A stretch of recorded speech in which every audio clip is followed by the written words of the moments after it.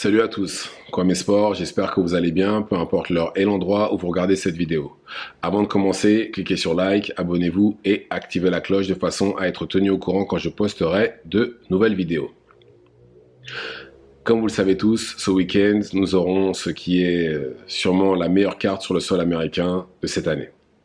En main event, il y aura Terence Crawford contre Israel Madrimov, mais il y aura aussi Jared Anderson contre Martin Bacolé, mais il y aura aussi Big Baby Miller contre Andy Ruiz, mais il y aura aussi Andy Cruz et David Morrell sur la même carte. Bref, très très grosse carte à ne pas rater, c'est la carte de l'année. Mais là, on va se concentrer sur le combat entre Isaac Cruz et José Valenzuela. Ce combat-là est pour la ceinture WBA de la catégorie Super Lightweight, dont le champion est justement Isaac Cruz. Isaac Cruz qui a lui-même pris la ceinture, arraché d'ailleurs, oui, c'est pas pris, il a arraché la ceinture des mains de l'ancien champion qui n'était autre que Rolly Romero. Combat qu'il a gagné par arrêt de l'arbitre. Dès le premier round, il a sonné, puis à partir de là, Rolly Romero s'est mis en condition de survie. Et puis au fil a fini, l'accumulation de coups a fini par avoir raison de lui et l'arbitre a arrêté le combat.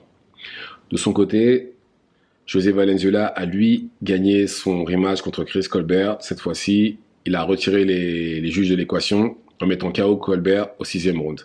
Au premier combat, José Valenzuela a perdu contre Chris Colbert, mais décision très très controversée. Très franchement, je pensais qu'il avait gagné, mais bon, ils ont donné le combat à Chris Colbert. Mais là, cette fois-ci, comme j'ai dit, il a retiré les juges de l'équation, ce qui fait que là, il était sûr de ne pas se faire voler. Mais là, cette fois-ci, il va combattre pour le titre WBA dans une catégorie au-dessus. D'ailleurs, il va falloir m'expliquer pourquoi à chaque fois ils font des trucs comme ça. Il n'y avait pas assez de combattants super lightweight pour Pitbull. Il a fallu pêcher dans une catégorie en dessous. Mais bon, ça fait partie des choses en boxe que seul l'argent peut expliquer. Alors, on a Pitbull Cruz, comme j'ai dit, qui est le champion, qui sort d'une victoire, qui a un style très agressif. Il avance beaucoup, il envoie pas mal de crochets, bon défensivement. Mais par contre, comparé aux autres combattants, il est très souvent désavantagé par sa taille, ce qui fait qu'il est obligé d'entrer. Mais, comme j'ai dit, il ne jabbe pas énormément pour rentrer. Et de son côté, José Valenzuela, lui, pareil, combattant agressif. De toute façon, les deux sont mexicains et combattent très clairement comme des Mexicains. C'est le style qu'on veut voir quand on est fan de la bagarre. Les deux combattent comme ça. Mais José Valenzuela, lui, est pareil agressif, bon contreur. Par contre, reste un peu trop statique devant l'adversaire et est aussi un peu trop ouvert à certains moments. D'ailleurs, c'est ce qui lui a valu d'être envoyé au sol plusieurs fois par Edwin de Los Santos lorsqu'ils ont combattu il y a quelques temps. D'ailleurs, c'était sa première défaite et c'était une défaite par arrêt de l'arbitre. Et je pense déjà que ça va être un combat qui va être intéressant dès la première cloche jusqu'à ce que ça s'arrête. Parce que très franchement, je ne pense pas que ça ira jusqu'au bout. Et je pense que Pitbull Cruz ne jabbe pas assez et ça pourrait être un problème. Puisque là, il y a vraiment une différence de taille entre les deux. Et à l'inverse, je pense que si José Valenzuela utilise très bien son jab, il pourrait donner des problèmes, voire même battre Pitbull Cruz. Mais bon, après, parce qu'il pourrait s'inspirer d'un combat qu'a gagné Pitbull Cruz, mais c'était par décision partagée. C'était le combat juste avant Rolly Romero. C'est simple, la personne a essayé d'outboxer Pitbull Cruz. Bon, ça s'est terminé par décision partagée pour vous dire à quel point c'était serré. Ça aurait pu aller dans le sens de son adversaire aussi. Et je pense que Pitbull peut être outboxé, mais je ne pense pas que ce sera le game plan de José Valenzuela parce que c'est absolument pas son style. Mais je pense quand même qu'il peut s'en inspirer. À l'inverse, je pense que Pitbull Cruz, lui, il faut qu'il trouve le moyen de rentrer absolument parce que José Valenzuela, des fois, il y a du ciment dans ses pieds et c'est le moment d'en profiter pour lui et de rentrer et d'essayer de l'assommer. Maintenant, plus facile à dire qu'à faire, sachant que, comme j'ai dit encore une fois, c'est pas des deux, c'est lui plus petit, mais vraiment plus petit. Il y a vraiment une grosse différence de taille entre les deux. Mais, vous savez, bon après, il n'y a pas de logique hein, dans les sports de combat, mais dans la logique, si deux combattants ont le même niveau technique, c'est le combattant qui a les avantages physiques qui est censé gagner. D'accord? Normalement. Parce que non seulement il a la technique, mais s'il a les avantages physiques, la longe, qu'il est plus grand, plus costaud, etc., normalement, il est censé pouvoir exécuter le travail. Je ne vais pas dire avec moins de problèmes, mais il est censé avoir l'avantage sur son adversaire, qui a le même niveau technique. Normalement, c'est censé être comme ça. Mais, j'avais dit la même chose pour Fury et Usyk, mais Usyk m'a donné tort. Parce que clairement, il y a quelque chose qu'on ne mesure pas, c'est la taille du cœur. Et celui d'Usyk est très très grand. Il a un cœur de lion et il l'a prouvé. Et il a battu justement Fury, certes, par décision partagée. Mais Fury aurait pu prendre un KO. Mais bon, bref, il a gagné. Revenons à nos moutons.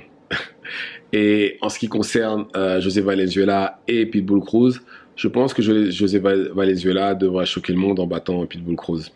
Je pense qu'il a les armes pour pouvoir le faire, il a la taille, il a le jab, parce qu'il jab plutôt bien.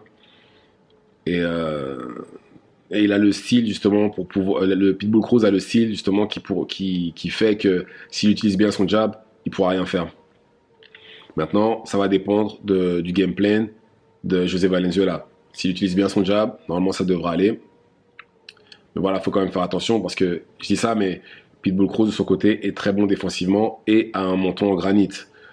La preuve, regardez le combat contre Tank, il a essayé de lui rentrer des uppercuts, c'était soit il bloquait, il en a bloqué la plupart, parce qu'il avait toujours sa main droite qui couvrait son menton quand il envoyait un coup, ou soit quand il le touchait, il résistait. Même si, comme on sait tous, hein, Tank quand même très fort et normalement quand il touche c'est dodo, mais là contre Pitbull Cruz justement, ça n'a pas marché.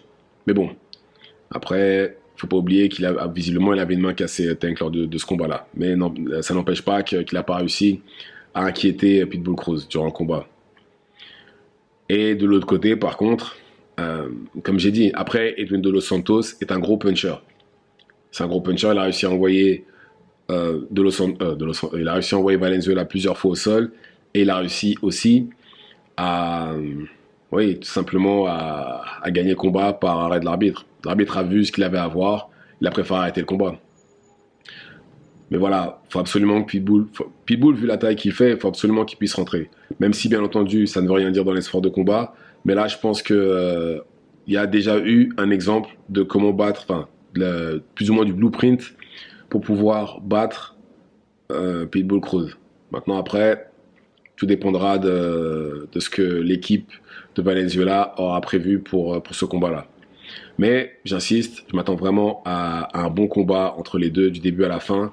Deux Mexicains qui clashent comme ça, c'est fait pour que ça cartonne. Surtout avec les enjeux, comme j'ai dit, il y a une ceinture en jeu. Et une victoire pourrait ouvrir des portes, je pense, à un combat contre Tank. Que peu importe qui sera le vainqueur. Peu importe qui sera le vainqueur, je pense que Tank sera intéressé par combattre l'un d'entre eux. Mais je pense que ça n'ira pas jusqu'au bout non plus. Je pense que ouais, 9, aux alentours du 8e, 9e round, peu importe qui gagne, hein. Ça se trouve, je me trompe et Pitbull va mettre KO Valenzuela. Mais je pense qu'aux alentours du 8e, 9e round, ça devrait être réglé. Ouais, 8e, 9e round, je pense que ça devrait être réglé. Je pense pas que ça ira au-delà de 10 rounds, 11 rounds, non. Aux alentours, ouais, 9, ouais, 8-9 rounds, ça devrait être réglé. Et voilà. Mais bon, pareil, je m'attends aussi à une bonne carte tout court. Hein. Pas uniquement à un bon combat, vraiment une bonne carte, puisque les Saoudiens nous ont concocté. Et très franchement, et c'est bien ce concept-là, parce que si vous regardez bien, tous ces combats, bon, à part les deux premiers, hein, où il y a David Morrell et Andy Cruz, tous les combats pourraient être pourraient avoir leur propre carte. Tous. Tous. Mais bon. Donc voilà. Je répète encore une fois, je m'attends à ce que José Valenzuela gagne, et sûrement par KO ou arrêt de l'arbitre, parce que j'ai vraiment du mal à croire que ce combat-là ira jusqu'au bout. Mais bon. Voilà mon prono pour ce combat-là. Dites-moi ce que vous en pensez dans les commentaires. Activez la cloche de façon à être tenu au courant quand je posterai de nouvelles vidéos. Et c'est tout pour moi. Ciao, ciao.